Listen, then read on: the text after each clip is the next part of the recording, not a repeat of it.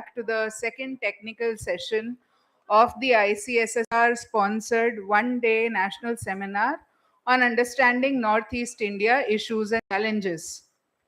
The second technical session is on the theme Issues and Challenges of Northeast India and the Way Ahead. Our panelists for the session are as follows. The chairperson is Ms. Nandita Barua, Director, Asia Foundation, New Delhi. Ma'am, could you please join us on the stage? The speakers are Dr. Garima Lal from Wilson College, Mumbai University. We have the stairs on this side in case anybody finds the ramp hard to navigate. Please use the stairs. Dr. Garima Lal, please join us on the stage. We have Shri Manoj Lal, IPS retired, former DGP Pondicherry. Sir, please join us on the stage. We have Mr. L. Kamai from the Department of Geography, Shahid Bhagat Singh Evening College, University of Delhi. And we have Dr. Mehdi Hussain, a Research Associate, Indian Council of World Affairs, Delhi. Please give a huge round of applause to the panelists of the second technical session. To welcome all the panelists, I would now be inviting faculty members from Shahid Bhagat Singh Evening College. First and foremost, I would like to invite Professor Anupama Verma from the Department of Geography, Shahid Bhagat Singh Evening College, to welcome Ms. Nandita Barua with a ceremonial shawl. Please, yeah. Please take the ceremonial shawl, ma'am, and join us on the stage. Verma ma'am, stage pe aa jaiye.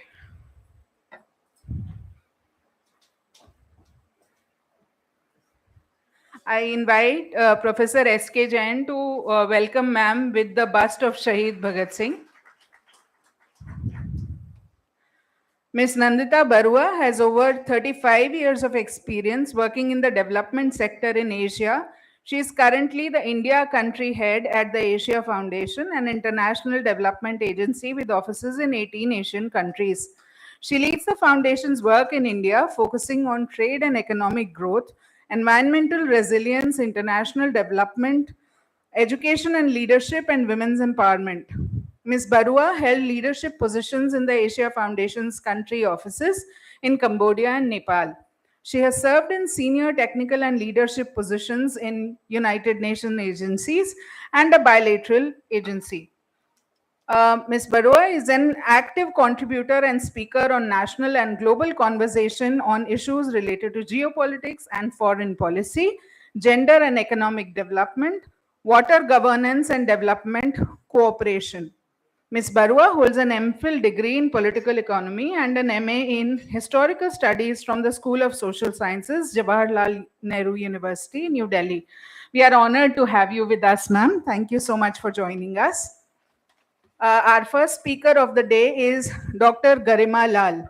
To welcome Dr. Garima Lal, I invite Professor Vindhyachal Mishra from the Department of Hindi, Shahid Bhagat Singh Evening College.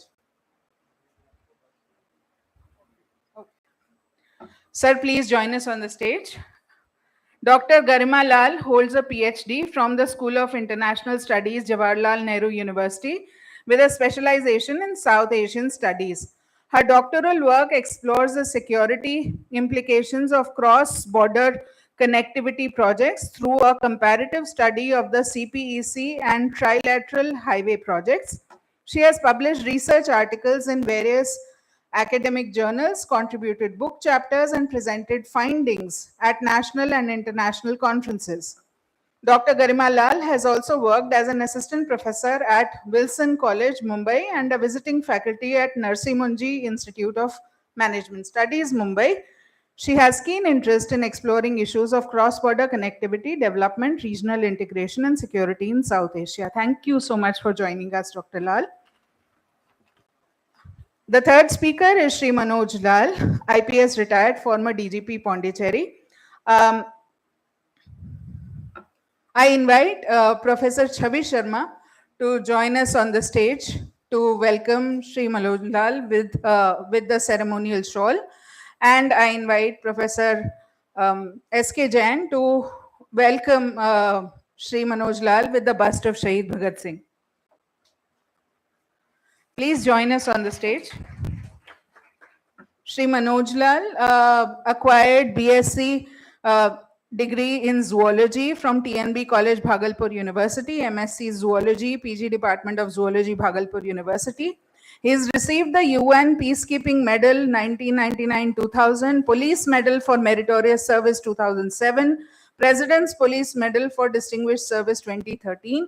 He's been the winner of Prime Minister's Silver Cup Essay Competition 2006. He is an IPS officer from 1988 batch. He was born in Rajasthan cadre. Okay, served from 1990 to 96 districts of Alwar and Jaipur city, and SP in districts of Dholpur, Sikar, and Jalore. In Agmat, he served as AIGP, Daman and Diu, and Dadra and Nagar Haveli from 97 to 99. Sir was the DGP of Puducherry from 2022 to 23. We are thrilled to have you with us, sir. Thank you so much. We have our very own Mr. L. Kamai from the Department of Geography, Shahid Bhagat Singh Evening College, University of Delhi, as the next speaker.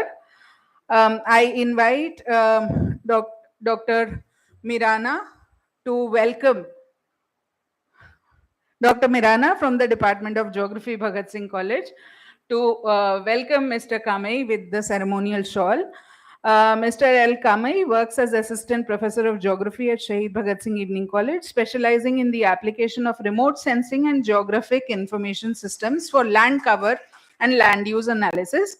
He was formerly associated with the Department of Geography at Kirori College, University of Delhi. He graduated from Shivaji College and pursued his master's from Delhi School of Economics.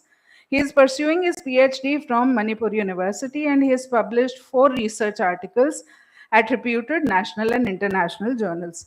Thank you, Kamai sir, for joining us in this panel. We have, as the final speaker of this technical session, Dr. Mehdi Hussain. To welcome Dr. Mehdi Hussain, I invite Dr. Nidhi Gupta from the Department of Environmental Science, Shahid Bhagat Singh Evening College, to present to him the ceremonial shawl as a token of our gratitude. Dr. Mehdi Hussain is a scholar of international relations with specializations in multilateralism, geopolitics, global supply chains, regional integration, Northeast India, borderlands, South Asia, and Southeast Asia. He served as an assistant professor of political science at Kirodimal College, DU, and later as a research associate at the Indian Council of World Affairs, ICWA. He holds a PhD and MPhil from the Center of South Asian University, School of International Studies, Jawaharlal Nehru University. He is a regular columnist for the Hindustan Times, and he writes on key issues in international affairs, including regionalism, climate diplomacy, global supply chains, and the shifting dynamics of global governance. Dr. Hussain was a part of the Pangsau Pass Trade Study Group 2022, a government-sponsored initiative to explore the reopening of border trade routes between Arunachal Pradesh and Bhutan/Myanmar. Dr. Hussain has delivered invited lectures and chaired academic and policy panels at national and international forums. In March 2025, he was the part of the Indian delegation to the International Forum on Myanmar Beyond 2025, Challenges and Opportunities in the Multipolar World, where he presented a paper. We are delighted to have you with us, sir. I now hand over the proceedings to the session chair, Ms. Nandita Barua. Thank you so much. It's always hard to do a post-lunch session, I think, especially considering that we have been fairly delayed in the different session. But I'm actually very enthused because I think the panel here is very distinguished, has a lot of very important and critical issues to share with us. So even though I know it's post-lunch and it may be a little lethargic for us, this panel is going to definitely wake us up with a lot that they have to say. I'm just going to begin by framing two things. I think this is the last session. After this, there's the valedictory. And the session's talking about issues and challenges of Northeast. Um, Professor Jain, thank you so much for inviting me to this event because I got to learn a lot in the previous session.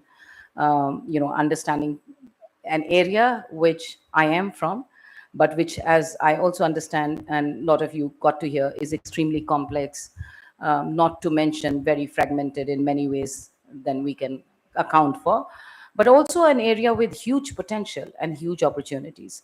So I think I really want to thank Bhagat Singh College for having this interaction with so many people, academic scholars and students, practitioners, and for getting me an opportunity to be a part of it. I think as we are short of time, so I'm not going to really take the chair's advantage and say a lot. I just don't want to say two things. One, I think having heard the former session, it's going to be very interesting to see how the current panel looks at really addressing or responding to some of the challenges that were thrown up, including issues of fragmentism, asymmetry in federalization, contestations. But at the same time, we also heard about opportunities in employment, in youth, in labor, and how those can be harnessed, not to mention the social, spiritual connect that the region of Northeast has with the entire Southeast Asian neighborhood, which is where I think India has been looking to not just act east, but also connect in many ways, both economically, socially, with the Southeast Asian part of the world, which is critical to the world economic order and the global order of the global South today. So I think it'll be very interesting. So without much ado, I am going to hand over the first opportunity to speak as per the list I have here to Dr. Garima Lal, Assistant Professor, Department of Political Science, Wilson College, Mumbai. Over to you, Dr. Lal.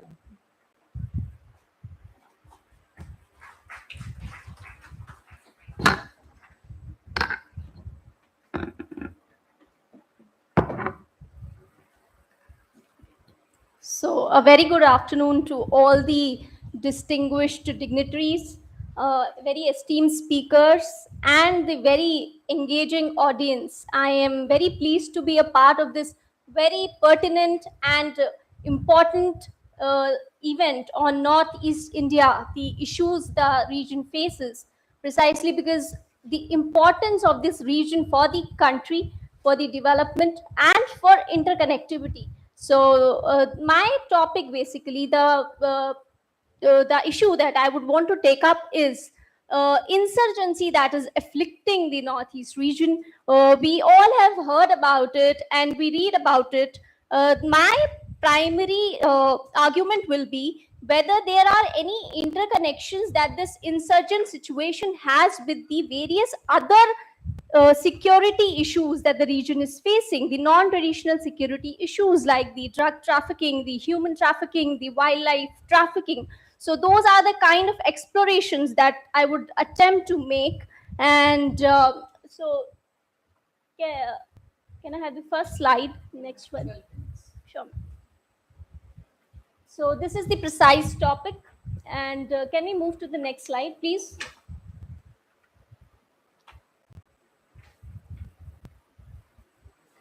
See, when we look at Northeast India, which has ample opportunities, and in the first session it was mentioned several times, it's a land of opportunities, a very resource-rich region, and also very strategically important. So but what is important to note is the region is surrounded by international neighbors, and there is an extensive international boundary, which raises certain challenges and opportunities at the same time. As the slide shows, that there is a tremendous linguistic, cultural, ethnic diversity in the region, and therefore it is important to understand this diversity in order to tackle the insurgent situation and also the very concomitant and interconnected issues of non-traditional security, which we'll be exploring further. Can we move to the next slide? if we generally look at around the globe, across the globe, there have been several insurgencies in different parts of the world, and South Asia in particular, given the tumultuous historical trajectory of partition, insurgencies have been rampant in this region. And whenever there is oppression of any ethnic community, or there is a need for more political power, then communities resort to insurgencies, and their primary aim is usually to amass political influence or more autonomy, or to be integrated better into the society. It can range from separatism at times to the demand for more autonomy. But at the same time, it is also critical that we realize that these insurgencies might slip into another direction altogether, a direction of banditry, of transnational crimes, of operational crimes. And at times, as we have seen in insurgencies in other parts of the world, in Afghanistan, for instance, it can be take a form of foreign proxy wars. So we'll try to explore what is the situation in Northeast, the insurgency in Northeast, what kind of form is this taking. So next slide, please. If one has to understand the security challenges which result in this insurgent situation in Northeast India, it would primarily be geographical factors. The geographical factors, the unique geography of the region, the 8 states of the region are separated in a sense from the majority of the country, and it is only connected through the very narrow Chicken's Neck corridor or the Siliguri corridor. They're located in Darjeeling, and therefore it becomes a perennial security dilemma for the Indian ruling dispensation to be able to navigate this situation. And at the same time, along with the geographical factors, there are important historical factors ranging from migration. We tend to talk a lot about the ethnic diversity in Northeast India. There are more than 200 ethnic communities residing in this very vital region. But this ethnic diversity is not something that has suddenly come into being. It has been a source of waves of migration that has taken place over the centuries. And the major migrant communities are the Tibetans, Nepalis, Chakmas, Brus, Chins, and Bengalis. And together today, all of these communities form what we say the ethnic diversity of Northeast India. But along with this ethnic diversity comes the challenge of resource allocation, comes the challenge of a feeling of alienation that some of these communities might face. And very closely connected to this are some of the modern day issues of migration, especially the migration that is taking place from Bangladesh. A very important example is the Rohingya refugee crisis, which was already shared by Professor Lama also in his keynote address. So a lot of those things have been touched upon.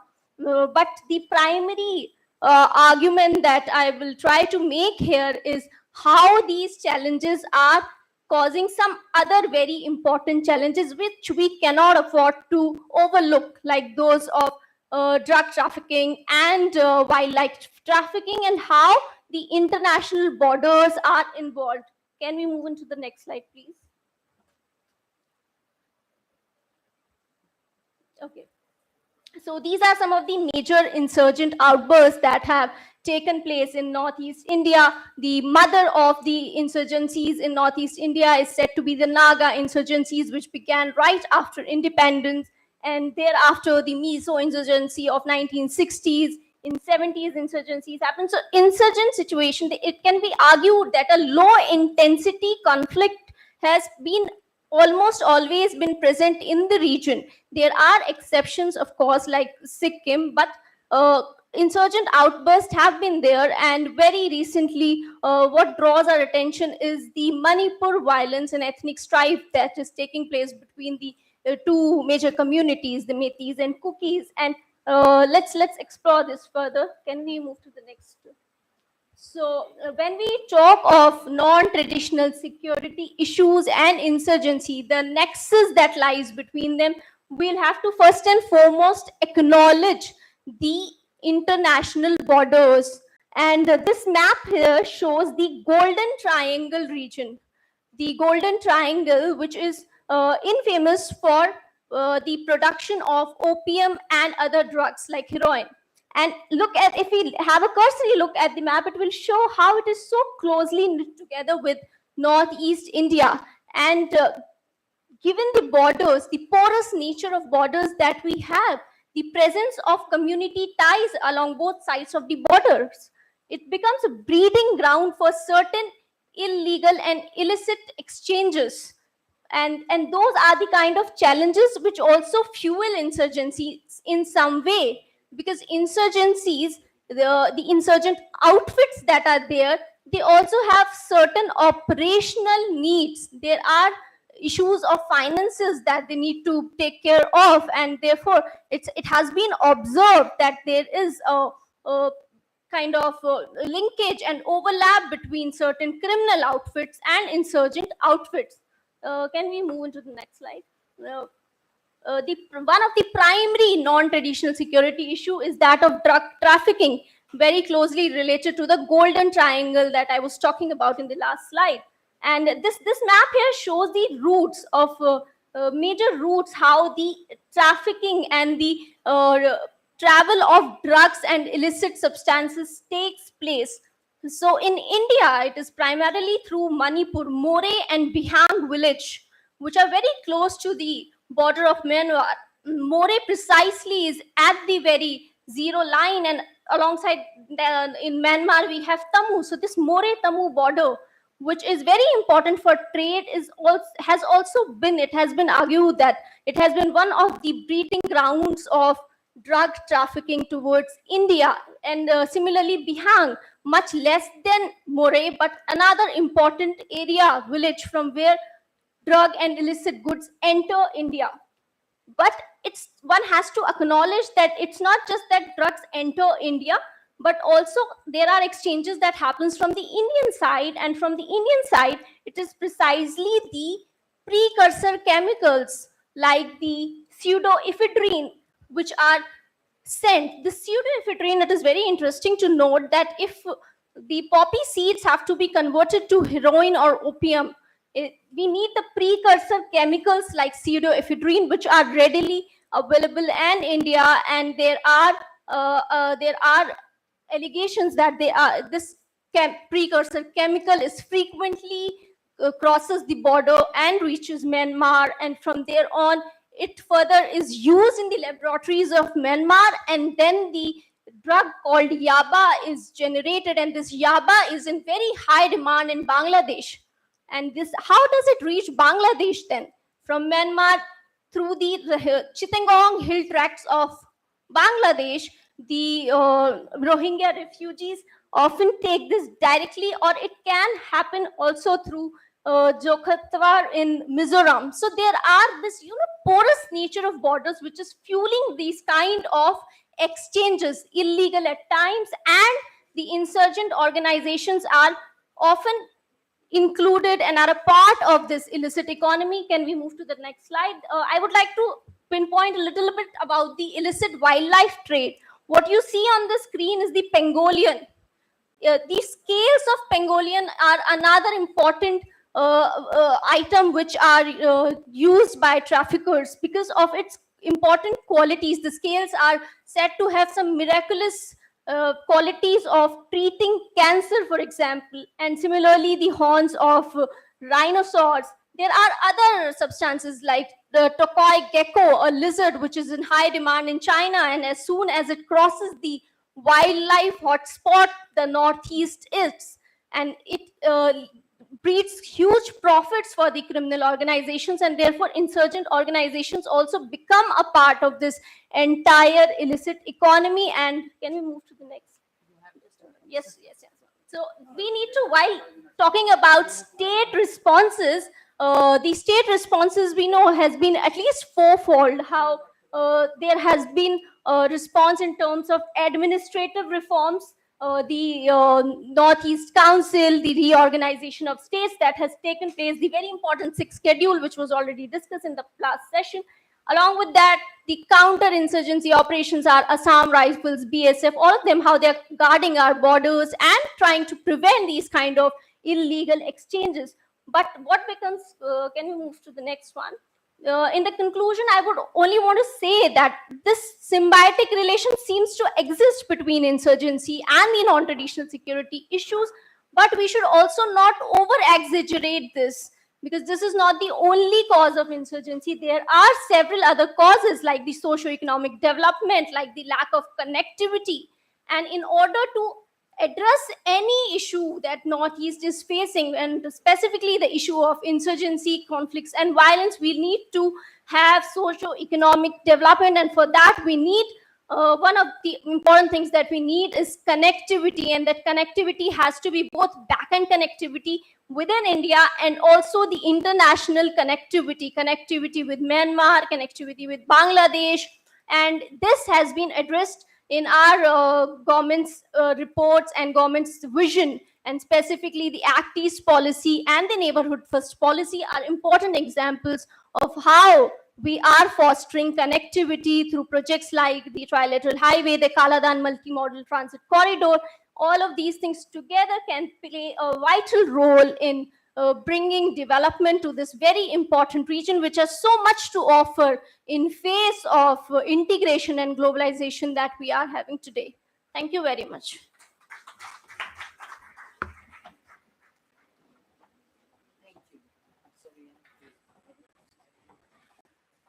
Thank you so much. I think given that I have been given a strict mandate that we have to try and close this by 4:30, I'm going to extend it to 4:40 because I only began at 3:40.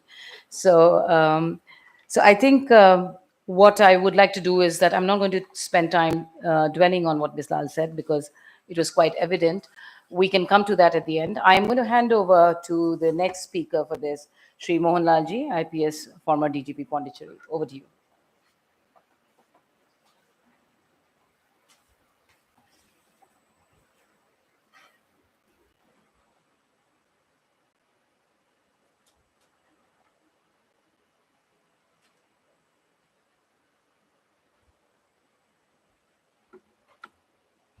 Thank you, ma'am.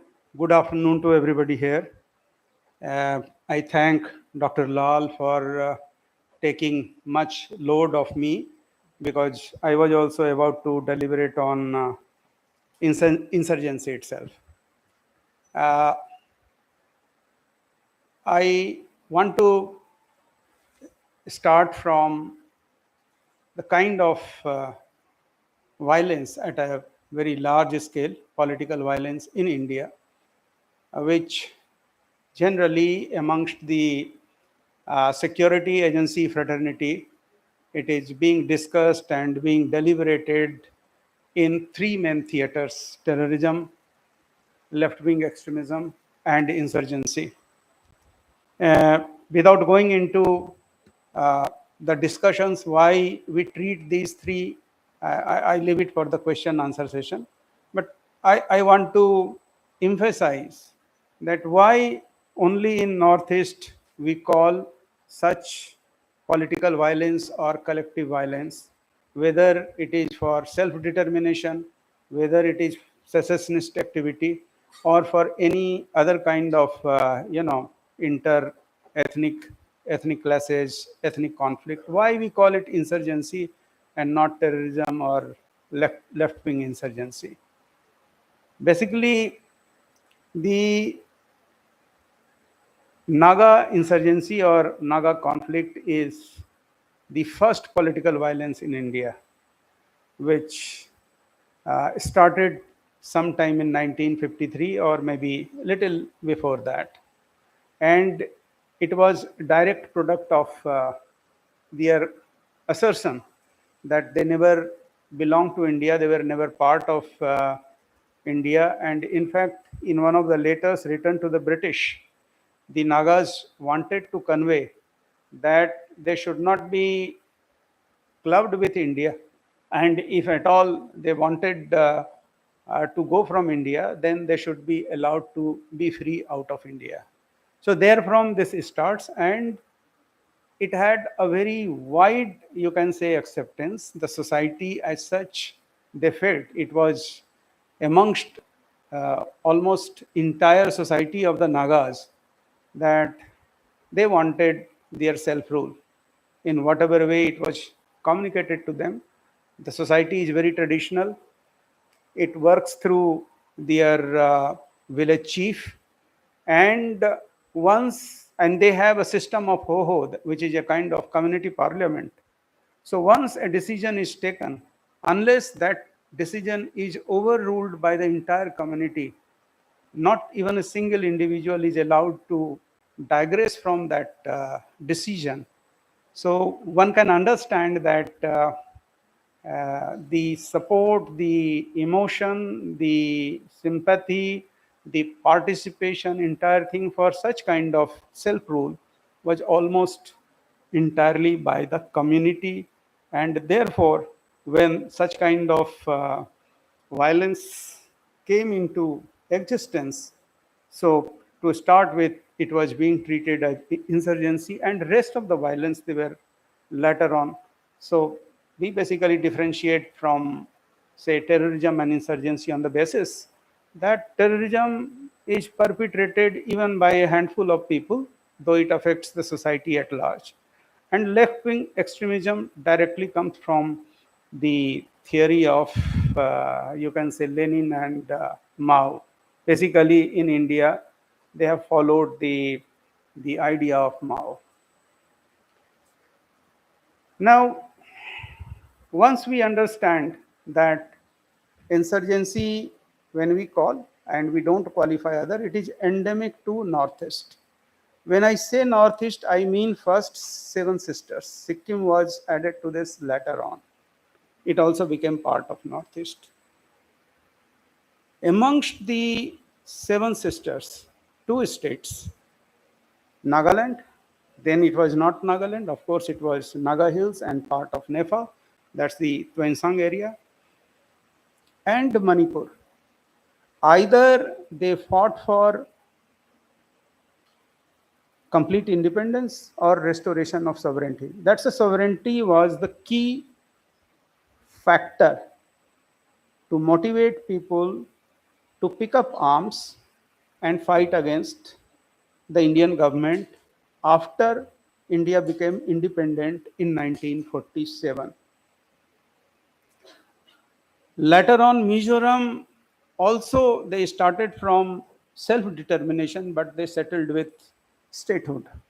So here, the insurgency, the motivating factor was to get statehood of, or maximum autonomy as much they could have. Then joined Assam. In Assam, the violence came, the violent movement came because of, demographic changes. And in that demographic changes, those Muslims coming from erstwhile East Bengal, later on that became East Pakistan, and after 1971, Bangladesh, they started dominating over the society. So language became the problem. So the initial factor for Assam Gan Sangram Parishad, which was a political movement, and later on the insurgent movement, ULFA, they took over. So the key factor there was language, the Bengali Muslims. Not only language, but the Bengali Muslim. After that, we see that there are a host of insurgencies, and largely they are they were demanding statehood or greater autonomy. So we have two, strictly two categories of origin of insurgency. One is for sovereignty or restoration of sovereignty, and another is larger autonomy or statehood. So we have to understand that at the origin, which starts from 1953, and you can say till 2010, 14, or maybe little later than that. So that has happened. Why I want to discuss this, in my presentation is that we have to understand one phenomenon which is called transgression. Violence, how it transgresses from form A to B to C or different other shades of B and C. And when that is, if this is the transformation, then both the groups who are resorting to violence and who are trying to contain the violence, how their narrative as well as their organization also transgresses. So, what was the Naga insurgency to start with? My earlier speaker has elaborated that how it happened and how it came to framework of agreement. So we see here that from one faction to another faction to new faction for the same demand and different demand, after that demand, it keeps on happening. And here the state, which is trying to contain or negotiate with these kind of violent movement, how they change their stance. So because there is a less time, so I will just put it into a few sentences that government of India started with accommodating the demands to start with Nagas. So the civil engagement starts. When civil engagement reaches to a particular point, that was 16-point program, 16-point agreement, and that was not honored, and a very small faction led by Fijo, who adopted to violence, and later on he started dominating on the scene through violence. They changed the demand from, say, autonomy to complete independence, right? So the first 16-point agreement was not like that. And when Fijo comes to a point in 1975 in Shillong Accord, so there is another faction led by Khaplang and then Muiwa and Isaac Sumi. So they say that we cannot go for this kind of agreement. We will again fight for complete sovereignty itself. So another faction comes. Now this NSC and IM, which vouched no less than sovereignty, their two main leaders, they accepted first Indian passport. They accepted their entire security, Z plus security they are being given, all kind of facilities of government of India whatsoever. So there you see how they change their instance. So from accommodation, government of India came to coercion. So 1958, they come with AFASPA. So in Northeast, if you go and speak to knowledgeable people, they'll say that there are two main sources of insurgency. One emanates from AFASPA, that is anything to resist AFASPA. The second is the ethnic conflict, inter-ethnic violence. That is because of their territoriality, because of their autonomy, because their perceived deprivation that they are not being included in the power structure, they want more power or something like bargain. We have to consider that why in Northeast violence becomes the last political arbiter. This understanding is very, very essential to understand why insurgency happens only in Northeast. There is a theory that if you have more diversity, you have more political contest, and therefore it may lead to more violence if their demands are not accommodated.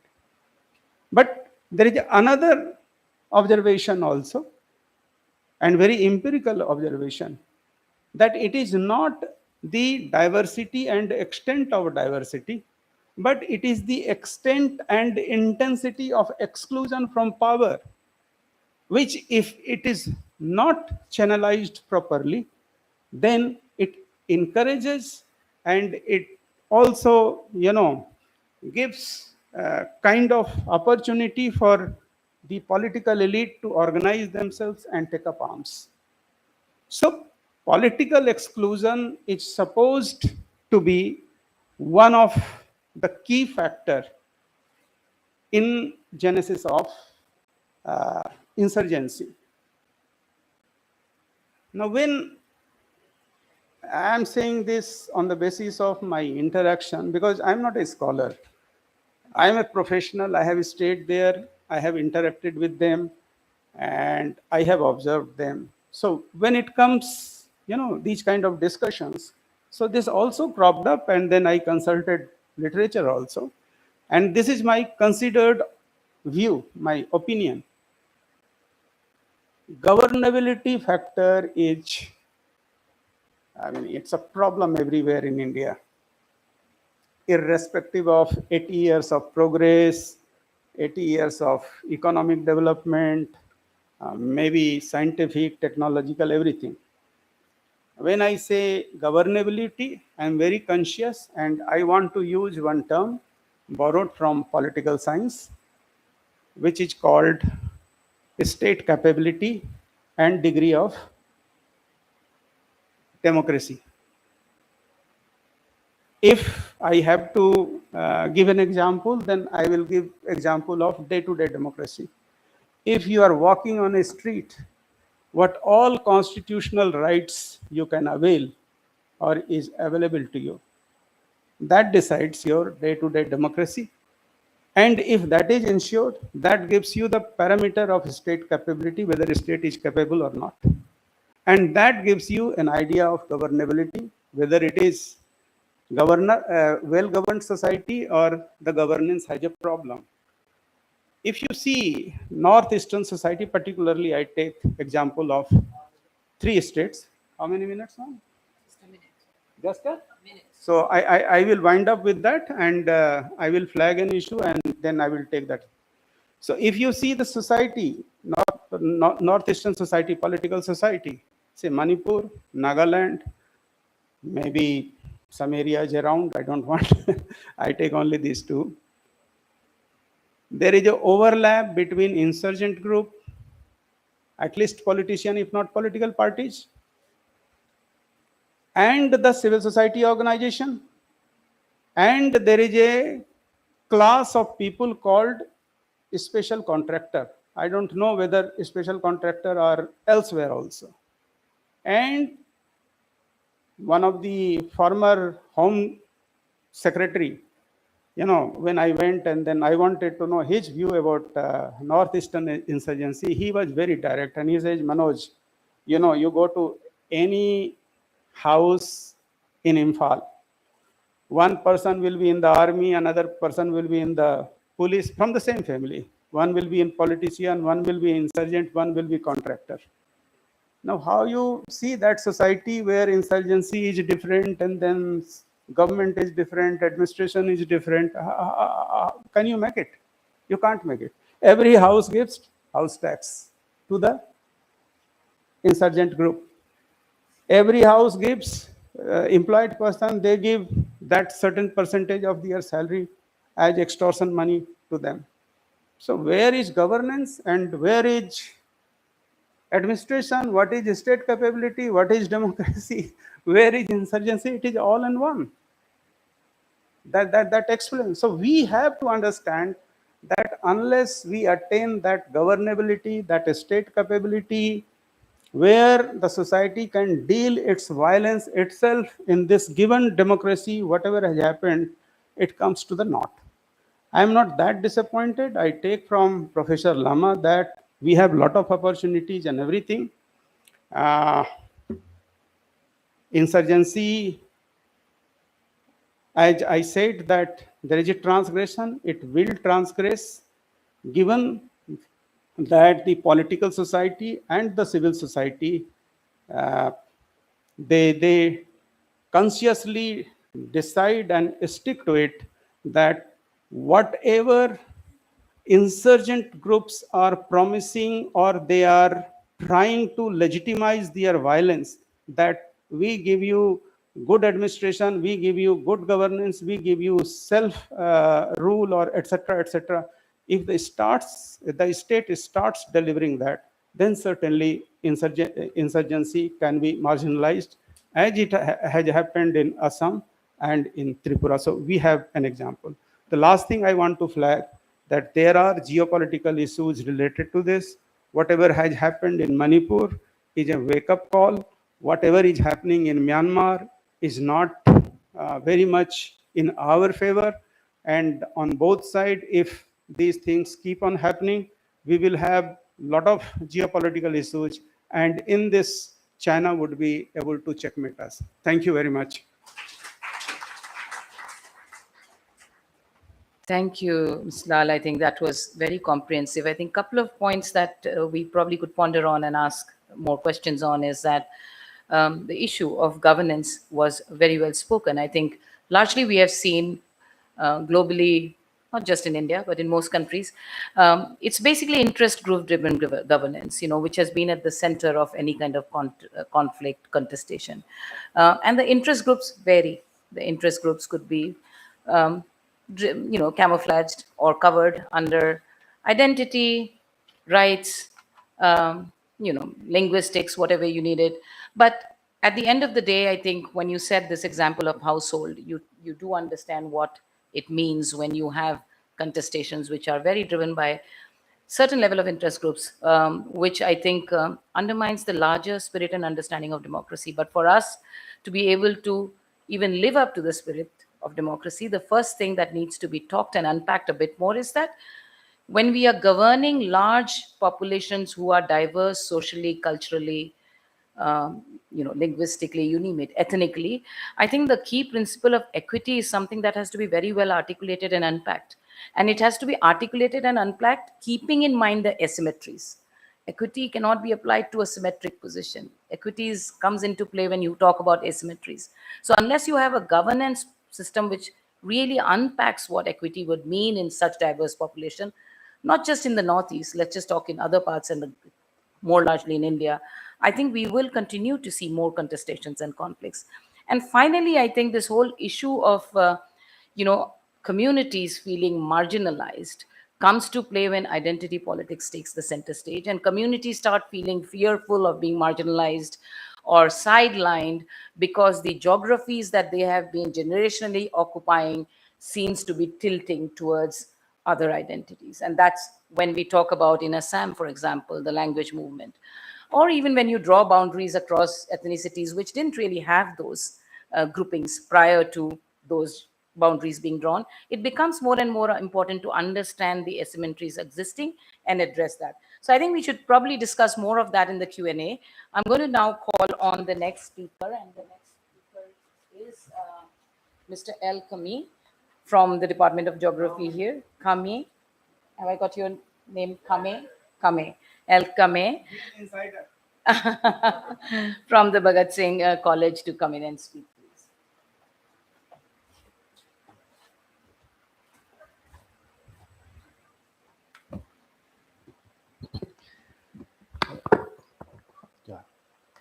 Thank you, ma'am, for giving me this time. And thank you, Jen, sir, for giving me this opportunity. Thank you so much. So let's make it a little fast because we are running out of time also. So I'll make it very short and then let's see. I'll try to finish up on time. So my topic for today is the role of Northeast India in regional connectivity under the BIMSTIC and ASEAN framework. So before we talk about BIMSTIC, ASEAN, let's start with the term connectivities. Connectivities is very important for any development. Now, even if we have potential, even if we have lots of resources, even if we have a huge amount of resource, manpower, whatever it is, and for any kind of development, if we don't have any connectivities, if we don't have proper connectivities, it will be a very difficult for any region to develop or to prosper. So connectivity is very important here. The connectivity terms is not only about the connectivities of transport, it's also about communication, it's also about transportation, it's also about the exchange of ideas, movement of peoples, exchange of culture, socials, exchange, all these are related with these connectivities. And Northeast being in a very strategic and very important location, geographically located in the northeastern part of the India, which is very nearby to the Asian countries, and in the middle of the BIMSTEC countries, it plays a very important role for the connectivities, which plays as a gateway for the Asian countries, Southeast Asian countries, and the South Asia countries. So Northeast can tap an huge advantage from this BIMSTEC and then from this Asian countries through connectivities. So please next slide. Okay, please next. Let's see the geopolitical crossroad. This one, I think I don't need to go into more details because in the morning session also we have discussed what is where Northeast, where is Northeast, how many states are there, what are the border where we share. So in the morning also we had only 2% of our northeastern part is connected with the mainland India, and the 98% part of the states are connected with the international boundaries with and 5 countries where we share our border. So it can play a vital roles in the connectivities or for the trade and commerce for the development. And historically, northeastern part of the northeastern. It role historical role as a bridge between South and Southeast Asia. That is also known as the Silk Road. So Silk Road in the southern northeastern part of the state, it is the Silk Route between this connecting between South Asia and then Southeast Asia. So next slide. And let's look at the cultural mosaic. This is also almost done in the morning. Next. So it has diverse ethnicities, language, tradition, more than 200 ethnics. We have tribals, we have non-tribals, we have, even among the tribals, we have hill tribals, plain tribals, and lots of ethnicities, lots of tribals. Every district has more than 4, 5, 6 tribals communities residing in every part of the Northeast. And then potential for the people for connection and culture exchange between the Asian countries or Southeast Asian countries.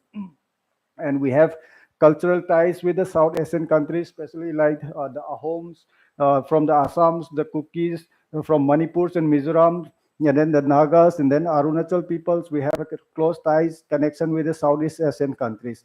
And then even if we go to the Sikkim, even if we go to the Tripura and Meghalaya, they have a close tie relationship with the Bangladesh and then Nepal also.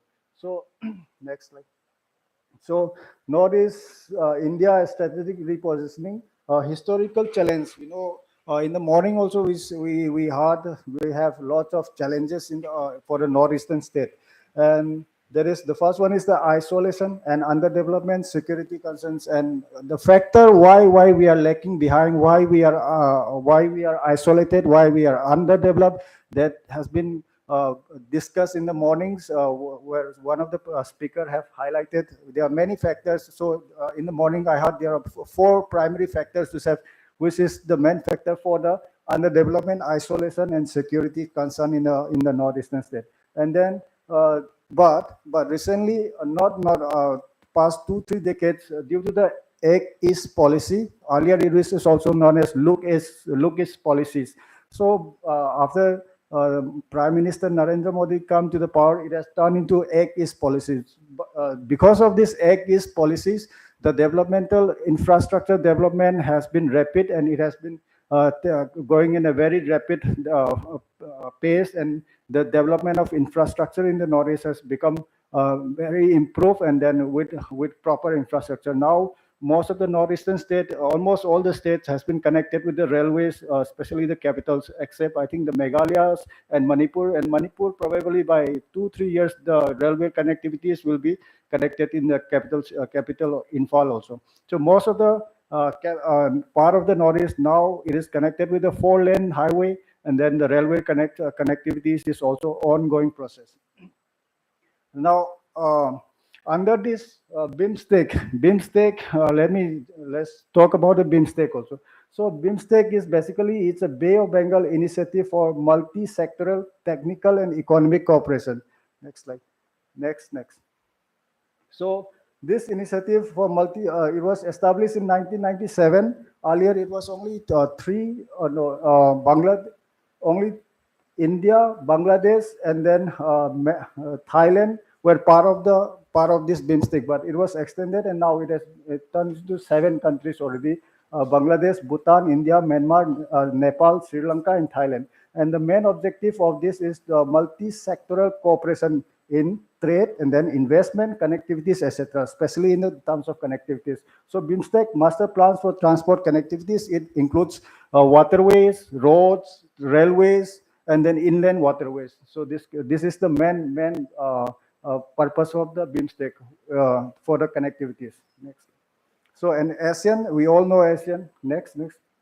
This is Association of Southeast Asia, nation founded in 1967. It is very old association, and its member are Brunei, Cambodia, Indonesia, Laos, Malaysia, Myanmar, Philippines, Singapore, Thailand, and Vietnam. And this region is now becoming one of the most fastest growing economic region in this region. So its goal of this ASEAN is for economic growth, social progress, regional peace, and stabilities. And it has a master plan of these connectivities also. We will relate the connectivities in the later slide. So this ASEAN also, they have the master plan for connectivities, and how the northeastern state can tap an advantage for this also we'll discuss. Okay, the significance of BIMSTEC in ASEAN. So it provides a platform for India to engage with the eastern neighbors, especially the Southeast Asian countries like Myanmar, Thailand, Vietnam, Cambodia, all these countries. And then it also promotion of regional cooperation in the area, then enhancement of Indian strategic influence, then opportunity for Northeast India overcoming isolation, integrating with regional economies, contributing to the Indian foreign policies also. So these are some of the significance of BIMSTEC in ASEAN. And along this BIMSTEC in ASEAN, there are some, with the look at these policies, there are some infrastructure project which is going on and almost which is going to be complete. So one of the case study I did is Kaladan Multi-Model Transit Transport Project, KMMTP. So this project is, next slide. This project is connecting Mizoram to Myanmar Situ Port. So we have northeastern state, we have a problem of this connectivities with the mainland India, because we have a very narrow road connecting the northeastern part and the mainland India, which is also known as the Siliguri corridor, or sometimes it is also known as the chicken neck. So because of that, we have some security threats also. Recently, if you follow the news, the Bangladeshis were posing some threats because of the presence of China in Bangladesh. So the northeastern part can be cut off because of that. So if we have this Kaladan, this project successful, if it is successful, our dependency on this corridor will be lesser. So it is basically connecting Mizoram to Myanmar Situ Port. So Situ Port is in the Myanmar. All the transportation sea routes can yeah, okay. So it can act as an alternative trade route, reducing reliance on Siliguri corridor and enhance connecting with the Bay of Bengal and Southeast Asia also. Then its components are deep sea ports in the Myanmar Situ Port, and then river dragging. This is not only a waterway, it is also inland waterway, and then later on highway construction from the plateau to the Mizoram part. So, and then it is strategic initiative of India connectivities, economic development, and regional presence. Please back. And this is one important project, infrastructure project, that is India, Myanmar, Thailand trilateral highway. This is also another important project. Next slide. So this is connecting More, this is in Manipur in India, and then to the Mia Sot in Thailand via Myanmar. This is the highway which connect India, Myanmar, and Thailand. So, and this connectivity will boost trade, tourism, people-to-people exchange, then construction and upgrades of highway and bridge, crucial artery for regional trades. Next. So the impact of infrastructure project. So it creates economic corridor and foster regional integration, then promoting sustainable development, unlocking economic potential, creating opportunities for trade and investment, then improving movement of people for cultural exchange and tourism. Next. So what are the opportunities for Northeast India?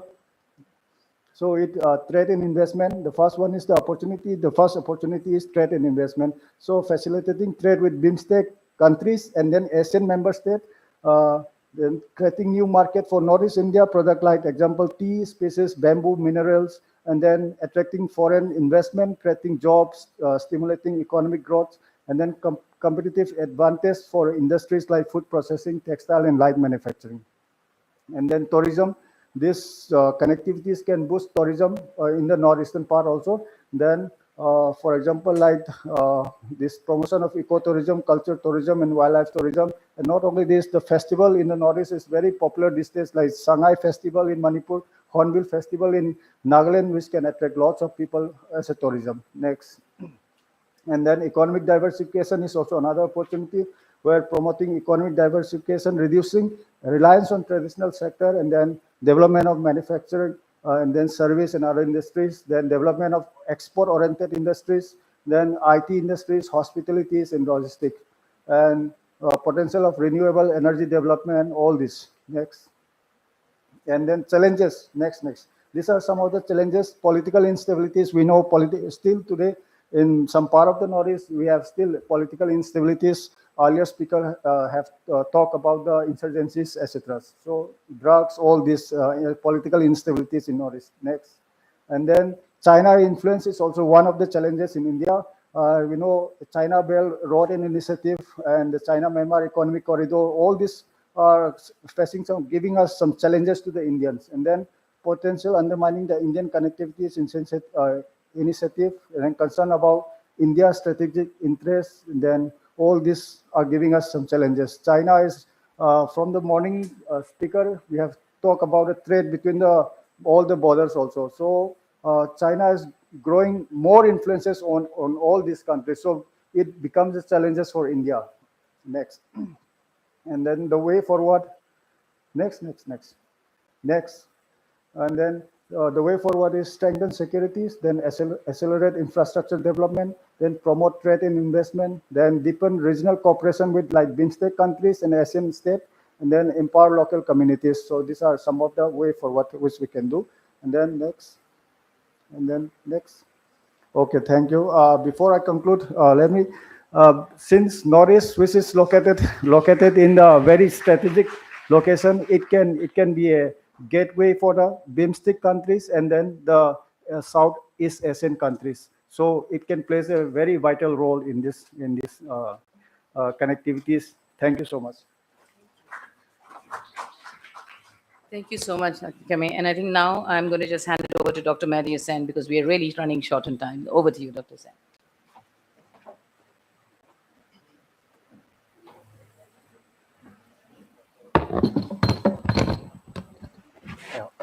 Thank you, Chair. First of all, I would like to thank Professor Jain for giving me the opportunity, and the Syed Bhagat Singh College, and most importantly, the Northeast Student Society, which is extremely important. This is an example how Northeast India is being integrated with rest of India, with different cultures. So it has a long way to go. So I'd like to talk about how ethnic factor is an integral part of India's geostrategic calculation. So to begin with, I'll first stress the genesis of Northeast India, dating back to colonial era and then post-independence era, and how this becomes a factor in the present geopolitical strategy for India.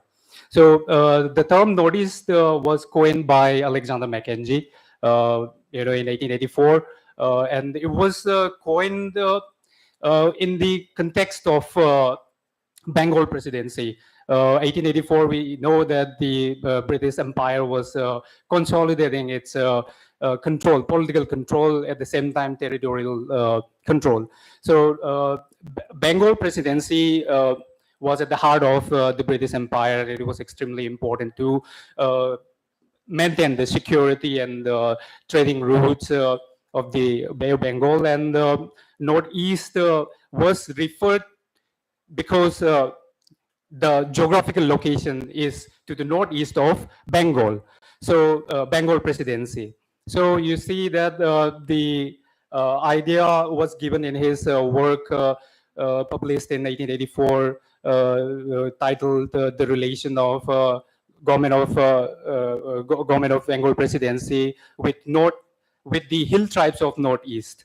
So we can relate to what is happening in the Northeast India politically, geopolitically, from this very instance that the Northeast India was treated as a shadow region, geographically significant region in the context of Bengal. Myanmar was also a part of this expansion, which was later divided, and further separation was made under the Government of India Act 1935. So uh, the importance of how ethnicity becomes a important role in the geopolitical calculation can be studied from this very idea of Jomia, which is again an extension of what Mackenzie treated Northeast India. Right, Jomia is a term coined by James C. Scott in his book, which basically talks about the hill tracts of Northeast India extending to even the southwestern China, including the Southeast Asia. So this creates the division already, and the Northeast India was to be protected from the barbarism of Burma state, which was extremely powerful, and it had to be protected by giving or gifting the Cabo Valley in the 1880s, after the first Anglo-Burmese War, because it was extremely important for the British Empire not to engage in continuous fights with the Burmese kingdom. So they signed an agreement to exchange Cabo Valley. So we can again narrow it down to how the Northeast India as a region was further reorganized because of different political aspirations coming up from different ethnic communities. And this is somehow related to how state was viewing Northeast India. Northeast India was viewed as an exotic, from the standpoint of culture, from the standpoint of ethnicity, from the standpoint of its vast natural resources. So it should be protected. So several provisions were in place in order to secure the vibrancy within itself, but it is somehow shielding the Northeast India as a region, right?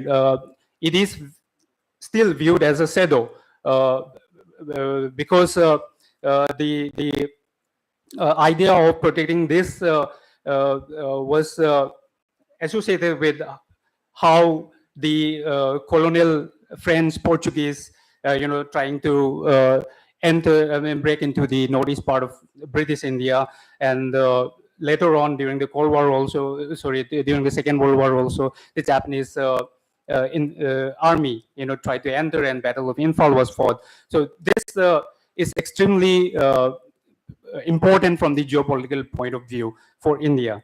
So in order to relate ethnic factor as a geopolitical strategy for India and with its neighbors, we have China, Bangladesh, Myanmar, which are extremely important for India's geopolitical consideration for its neighborhood policy. So state basically sees from top down, and all the policies are coming from the top-down approach, which is also called formal approach, which basically thinks in a way of integrating Northeast India by building institutions, right, by creating agreements in terms of trade.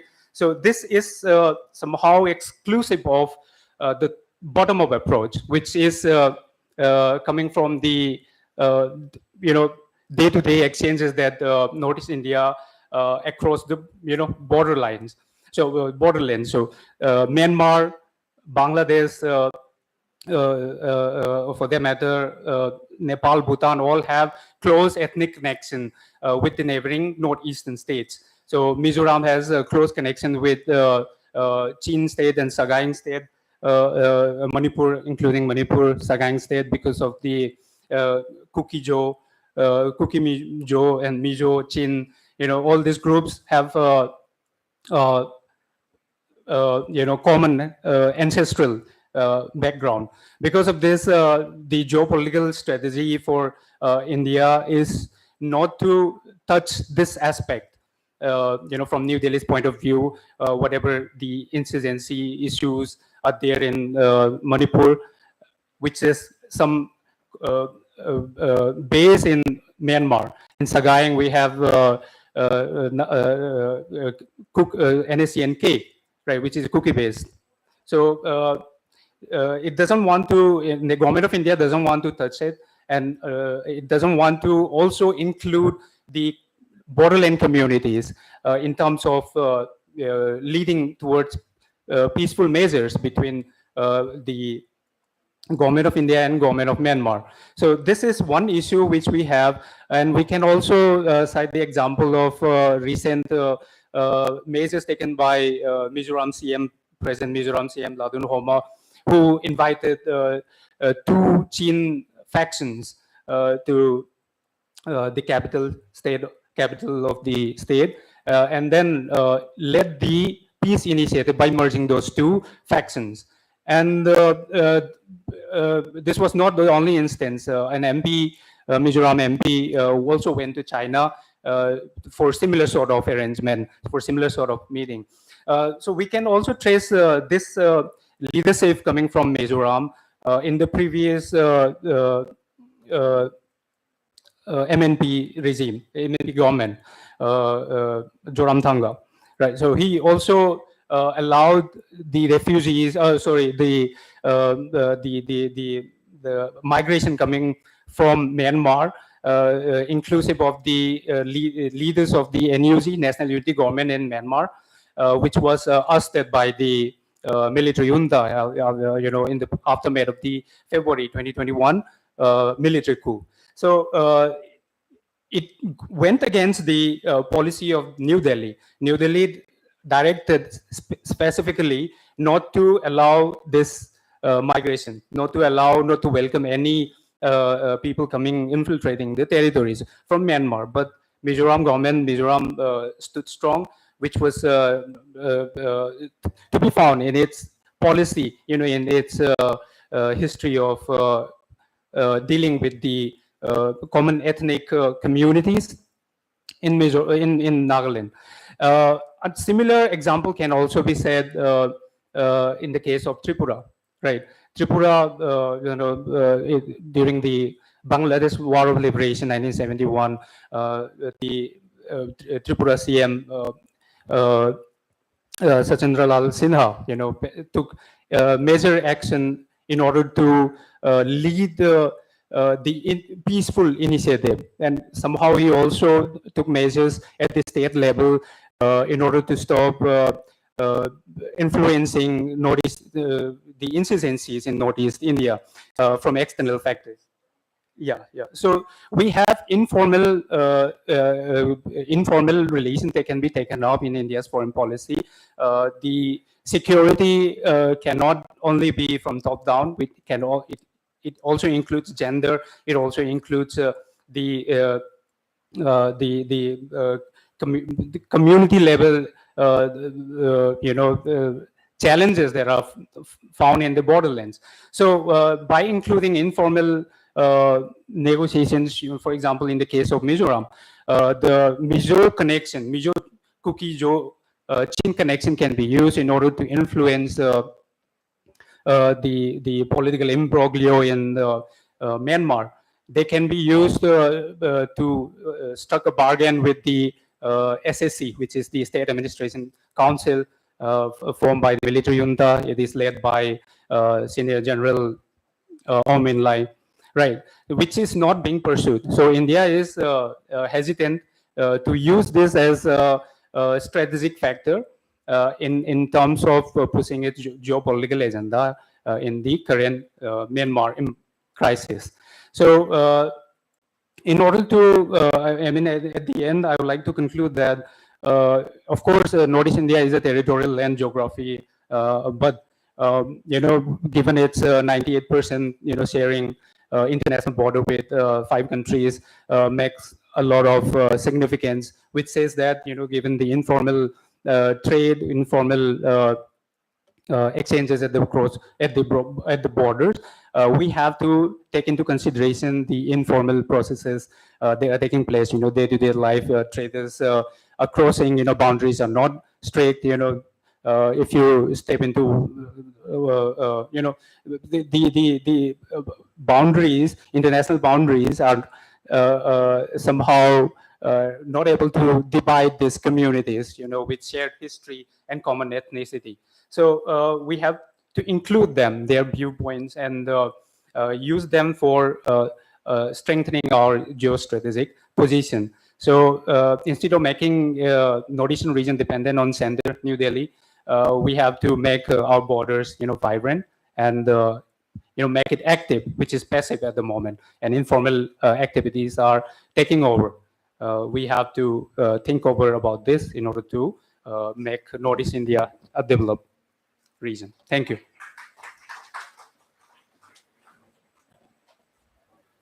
Thank you so much. I do want to thank the speakers for trying to maintain time to the best possible. I know it's very hard. The topic is both challenging and complex. So putting forward your thoughts and views are not easy. I think I'm not sure whether we will have time for Q&A and 5 minutes. Okay, perfect. So we have 5 minutes for Q&A. So I'm going to open up the floor now to anybody who would like to have a question. I'm just going to take 3 questions. That's it. And then we will turn to the speakers for the answer. And please ask who you are putting the question for, or if it is just generic. I have a hand right at the back, so I'm going to go with that first.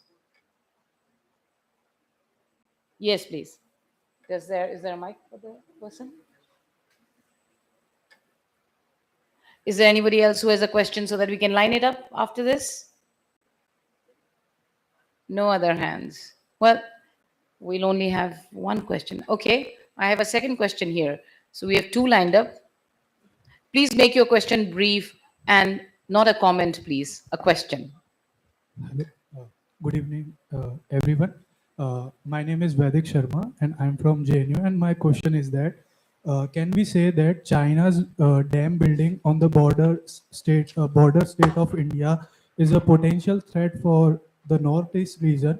And what are the implications of that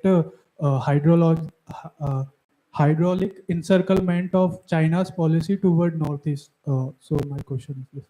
Is there anyone you would like specifically to answer your question? No, ma'am. Everyone, It's open. anyone Okay. can answer this All question. right. The second question is right here in the middle on my right hand side.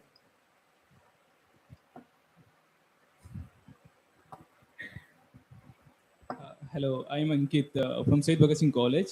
I have a generic question.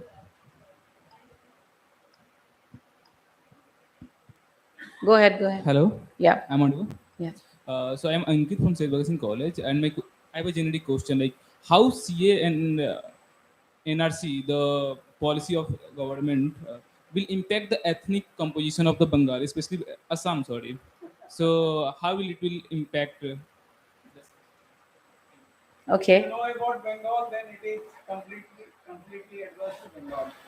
The problem of Assam and West Bengal is just opposite. Can we just come to the answer then first? Can I just come to you first? Too. What I understand from NRC and CAA,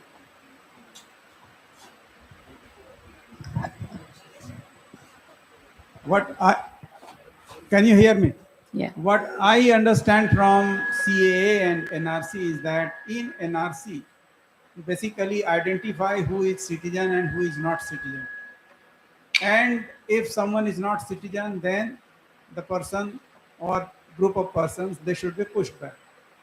Now, CAA gives a kind of leeway to those people who are from, say, Bangladesh, Pakistan, and Afghanistan, and I think a couple of more countries, who have been persecuted on the basis of religion. That is they are on religious minorities. So basically in Bangladesh, they would be Hindus. So if that is so, then 20 lakh people, Bengali speaking Hindus who were identified as not Indian in Assam will have to be accommodated under CAA, which is probably agreeable to the present dispensation. And if that doesn't happen, then that will not be favorable to the present dispensation. To say that if CAA is not there, then the present government and then the present political party in Assam will have some problem, otherwise not. Right. So that's the implication with respect to Assam. There are lot many Muslim Bangladeshi, or you can say East Pakistan, or you can say East Bengal.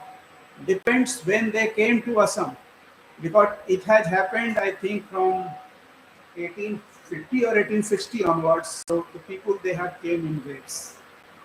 So people who have came very recently, say 71 and after that, and if they are identified as Bangladeshi Muslim and under NRC they are identified, they will have to go back.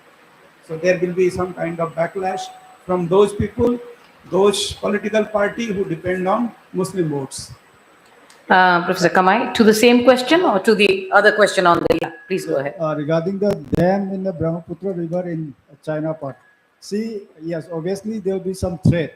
Okay, as per my understanding, being a geography teacher, but we have a threat of flood, not the threat of drought. Drought, it will be a little bit less, because if we study the river, majority, the quantity of water coming to Brahmaputra in Assam is mainly from the tributaries in India, like the Subansari, like the Dihang, Siang, all these are from Arunachal Pradesh and from Assam only. So in terms of drought, we don't have much threat, but in terms of flood, if they intentionally remove the dam water without informing, it will be a flood in the Assam Valley. So there is the answer. Yeah, thank you so much. I think, sorry, we don't have time for any more questions, but I would like to thank the panelists for really bringing out a diverse set of both challenges and opportunities in relation to Northeast. I think it is interesting to note that while we do talk about an historical presence of contestations, of diversity, of different interest groups, different ideologies that have been happening for years, not just recent years, but for, I think, over a pre-independence and then followed into the post-independence era as well. However, I think the silver lining is that we did hear in the morning about the fact that there are a lot of movement now of people from the northeastern states to the rest of India. So I strongly believe, and this is my personal view, I think many years ago, I was standing in a line with my cousin sister for her admission to a college in North Campus. And there were two lines, one for Indians, and there was also a line for foreigners. And after a few 15-20 minutes of being in a line, a lady comes to me and taps me on the shoulder and says, "Inko foreigner वाली line में ले जाइए, जल्दी हो जाएगा." Because she assumed by the very fact that what she looked like, that she was not an Indian. So this was way back in the 90s, and even the understanding of what people from Northeastern like, in at least in the central echelons of South Delhi, was very limited. I'm sure the same was true for the rest of Delhi as well. So it was an interesting thing, and I think my cousin felt very insulted that how it was. I had to calm her down and say it's okay, and I had to explain to this lady, we are Indians and she's from India as well. Having said that, today, the fact that we have so many people, young people from Northeast moving to other parts of India, means two things. They're also going to draw people from other parts of India into their part of the world. You see, you connect friendships, you have people, you have concerts, you have global conference. Today, the youth are connecting, and this is a youth sitting right here in front of me, on variety of issues which are common to them. And maybe the historical challenges are not as deep in their heads as it has been in the minds of those of us who do political economy, study history, and do that. Yes, it's still a challenge, but those can be met with a lot more development and investment on the young population, which is diverse, which has aspirations like the rest of the global population, and is connected at various levels. To me, I think the interesting comment was that those of you who watch Western music and are fans of Western music, when Ed Sheeran came to India, I think his comment became global, saying, The favorite place for Ed Sheeran in India is Shillong, among all the places where he gave a concert. So it talks a lot about how even global icons are today going to start talking about the Northeast as a region that is within and integral to India, and that has a connect with global youths with similar likes, aspirations, need the opportunity, and would like to be an active contributor, not just for their own lives and growths, but for the communities where they come from and the roots that they belong to. So without disrupting the roots, investing on those who are the young are going to be important. A lot of the things on Act East, connectivity, I think the opportunities, the entrepreneurship that we heard about in the morning are things that are worth a deeper look and investment while we continue to study and probably try and find answers to the historical wrongs that have happened. I don't think we can ever brush aside historical wrongs as long as they're acknowledged and addressed in a way that is relevant to the present, not to the past and the interest groups that started those discussions. That's going to be critical to the Northeast. As a Northeasterner, that's my view. Thank you so much.